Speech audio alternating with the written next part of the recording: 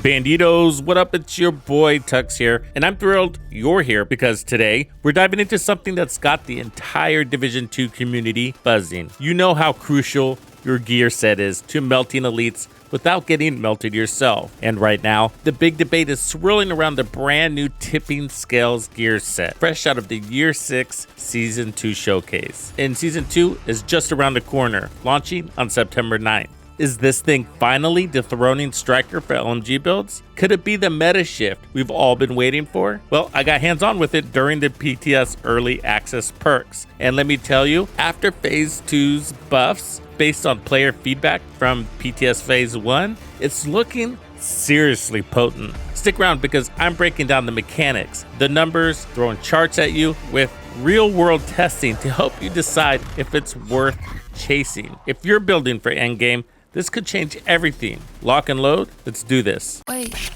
did we just become best friends? So nice to meet you, I think you're cool. Piece of shit wristwatch. First off, let's talk about what Tipping Scales actually brings to the table, especially since it's tailored for LMGs, but has some sneaky versatility. At its core, this set rewards aggressive, sustained fire, perfect for suppressing enemies and holding down lanes. The two-piece bonus gives you a flat 30% boost to magazine size, which is huge for LMGs that already chew through ammo like candy. And this is going to be the true differentiator between Tipping and Striker, and it plays out in the damage. We'll get to that. 3 pieces crank up your LMG by another 30%, making those big boys hit even harder right out of the gate. But the real magic kicks in with 4 pieces. You start stacking tipping point on every hit. Each stack grants 4% critical hit damage at base, up from 2% after the Phase 2 buff, and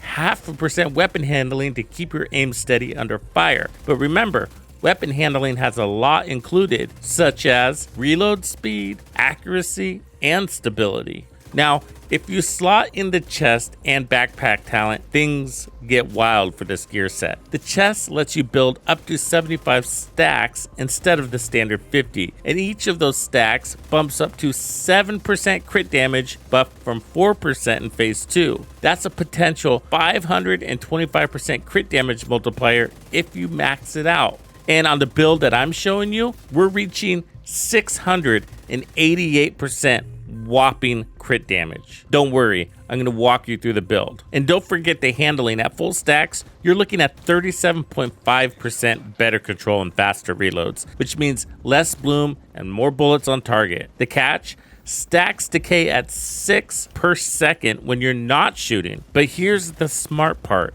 The decay pauses completely if any enemy in the fight is suppressed, or as long as you're shooting. Since LMGs are suppression machines, you can keep those stacks high by pinning down at least one enemy. I remember firing up the PTS and thinking, okay, this sounds good on paper, but how does it stack up against the King Striker? Now, I gotta admit, in PTS Phase 1, Tipping Scales felt really good. It felt great, actually. But the question always was, how does it compare against Striker? Before the buffs, with Striker outperforming it, the question then becomes, well, why am I running this? Okay, let's take a look at Striker. We've all run Striker, right? It's been the go-to for DPS builds forever. So, quick refresher, Striker's 2-piece is 15% handling, 3 pieces adds 15% rate of fire, and 4 pieces lets you rack up stacks of 0.65% amplified damage per hit, capping at 100. But the decay is slower, 1 per second below 50 stacks, 2 per second when you're above. Throw in the chest and backpack and you double the cap to 200 stacks, with each worth 0.9% amplified damage. Maxed out, that's 180% amp damage, plus the built-in rate of fire, making you a bullet hose. All right, let's take a look at the build specifics. So note in the gameplay, I'm using sharpshooter as the specialization because I don't have gunner unlocked in the PTS, but in the data using the calculators, I input gunner so that I can get access to the bigger mag. The LMG I'm using on both builds is the military MK46 replica. I really like this one. It comes with a bigger mag than the MG5, plus just a tad faster. and I have crit chance mods throughout. I am using the LMG damage as is. Otherwise, I've applied max damage to targets out of cover and max damage to armor in the calculators. The base reload on the tipping build is 3.49 seconds, and that does get better thanks to the talent on the gear set. For the primary talent for the build is going to be Frenzy. For every 10 bullets in the magazine capacity, gain 3% rate of fire and 3% weapon damage for 9 seconds when reloading from empty. So you're going to have just shy of 200 rounds with this build. Now there's going to be 2 weapon talents because we're using the Tinkerer mask, and I think this is probably going to be the best setup for LMGs. Not required, but since you're parked and both the backpack and chest talents are really good on the build, then this exotic does a pretty good job in its slot, especially for solo. But you can make a case for the Coyote mask if you're playing in group. For the calculator purposes, all of the mods are going to be maxed. And what the talent does is basically allows you to have 2 talents active at the same time, both your primary and secondary weapon talents, as long as they're the same weapon, not named and not exotic, and they can't be the same talent. So for the MG5, which is the backup weapon, I'm not using it, but I put Killer here, which is going to give us 70% critical hit damage for 10 seconds on kill. For the calculator's purpose, when it comes to just burst and sustained DPS, I'm using peak damage for both setups, Striker and Tipping. So that means max amplified damage on Striker and max crit hit damage, assuming Killer is active. And I did the same thing for Tipping. So max stacks for max critical hit damage and Killer for more critical hit damage. Tipping skills, as discussed earlier, we got the magazine size, LMG damage, and then a base of 50 stacks. That gives us 0.5% weapon damage and 4% critical hit damage. And you lose 6 stacks per second while not shooting. No stacks are lost if an enemy is suppressed, which is really handy for LMG. Otherwise, we got weapon damage, crit chance, and crit damage throughout the entire build. First, focusing on reaching cap on the crit chance, and then everything else is going to crit damage. All mods are assumed to be max for the calculator purposes. So all the pieces are basically the same, crit chance until we reach cap, and the gloves are going to be the contractor's gloves. This is giving us LMG damage and damage to armor. I have crit damage here. So the damage nodes on my watch are completed, and throughout this entire testing, I have modifiers turned off. So for the Striker build, it's exactly the same, except I actually have Gunner on this one because this is my primary account. And Striker is maxed out everywhere, and I have crit chance and crit damage where it makes sense. Again, focusing on reaching that crit chance cap at 60% and then applying everything else to crit damage. I have the same mask and the same gloves, which are the contractors. I'm running the same weapon as a primary at least, and we have the same configuration, which is Frenzy and Killer. So with Striker, we got that 200 stacks of 0.9% amplified damage for 180% amplified damage. But here's where the rubber meets the road. I crunched the numbers using optimized builds for both sets. We're talking identical base stats. The same high-end LMG with max rolls on crit chance, crit damage, and headshot bonuses. No exotic talents interfering, just pure gear set Showdown. For burst DPS, the damage you pump out in those first frantic seconds, Tipping clocks in at over 40.6 million, while Striker edges it oh so slightly at 41 million. That's a tiny 1% lead for Striker in pure burst scenarios, and that's where Striker shines. And with this data, I'm assuming the full 200 Striker stacks at 0.9% amplified damage per stack, or a full 180% amplified damage. So everything is capped here, and Killer is activated. And the sustained DPS, Tipping pulls ahead, not a little bit, but big time. 30 million versus Striker's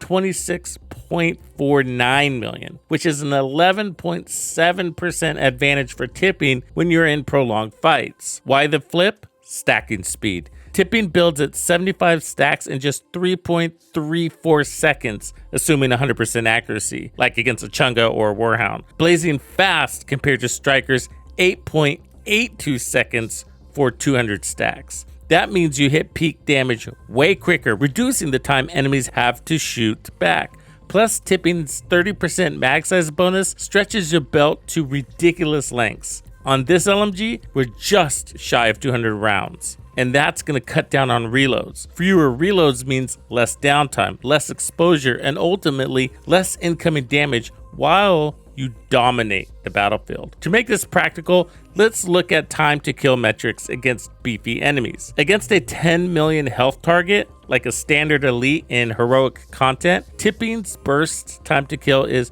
0.2463 seconds, sustained at 0.3332 seconds. Striker burst is a hair faster at 0.2438 seconds, but sustained drags to 0.3775 seconds. That's Striker fully buffed. Now, scale it up to a 25 million health chunker, like a legendary elite, and the gap widens.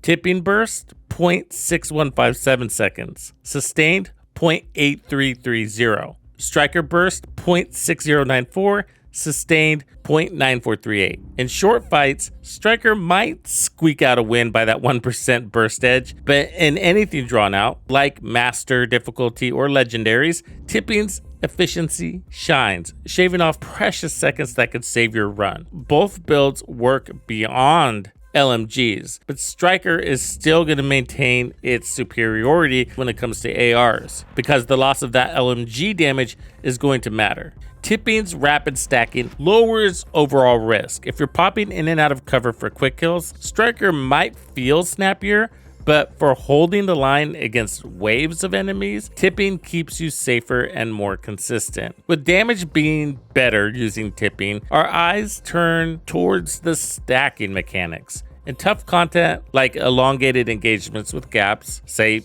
Master and Legendary again, rate of recovery is going to be more important than decay of stacks, because that's what we're all thinking, right? Those 6 stacks per second is going to be painful. Well, hold that thought. It's actually mitigated in multiple ways. See, Tipping's faster stacking allows quick recover after decay, enabling rapid DPS ramp up post gaps and reducing exposure risk. Striker's slower decay is beneficial for sustained fights, but its longer stacking to 200 in around 28.93 seconds delays recovery, increasing vulnerability during re-engagement. In almost all the content available, Tipping has the best chance to reach max damage potential during the engagement, where Striker struggles to hit that peak in many types of content, even in some legendary checkpoints. Although 6 stacks lost per second when not firing is a risk, it's a manageable one because you can easily suppress an enemy to remove the decay entirely.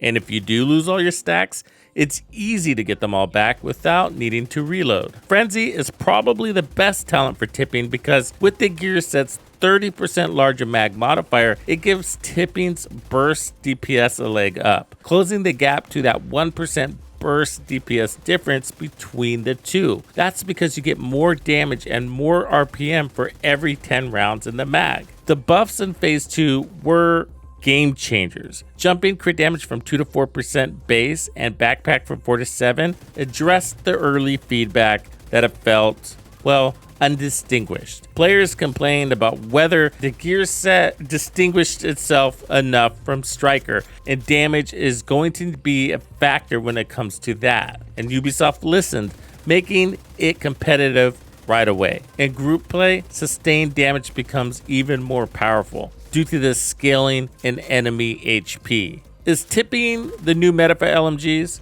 Based on these metrics, yeah, I'd say it is, especially if your playstyle leans towards long or more difficult engagements. Striker's still got that burst punch for speedrunners or AR focused agents, but Tipping's higher sustained output, faster ramps, and reload reductions make it the smarter pick for reliability. Plus, there's a ton of extra utility in that weapon handling that we barely even touched on. Overall, its package lowers your effective time exposed by 11 to 12% in drawn-out fights, which translates to surviving more hits and clearing content faster overall. It makes you think, in a game where incoming damage scales insanely high in Master and Legendaries, minimizing exposure might be the real DPS boost, not just raw numbers. So, if you're hyped to try it, Season 2 drops soon, again September 9th. The pieces for this might be in the season pass, but there's a good chance it's going to be part of the journey. Otherwise, you'll be able to farm it out in Countdown. Remember, all of this is subject to change, but this being the second phase of PTS, the final version is probably going to be really close, if not exactly the same. What do you think about tipping scales for LMGs? Did this move the needle enough for it to be your new LMG meta? Drop your thoughts below. Let's hash it out. See you at the rendezvous. Thank you for hanging out with me. I'm Tuxedo Bandito, and if you found this video helpful, be sure to hit the like, subscribe, and turn on your notifications so you don't miss out on the good stuff I have coming for you. And if you like content like this, be sure to check out the video I have recommended for you right here. If you have anything you would like me to cover, be sure to let me know in the comments below. And thank you to all the channel members and donors who make things possible. Tux Nation wouldn't be the same without you. When you buy a game from Ubisoft, enter the creator code Tuxedo Bandito to support the channel. Easy peasy. Wait, did we just become best friends?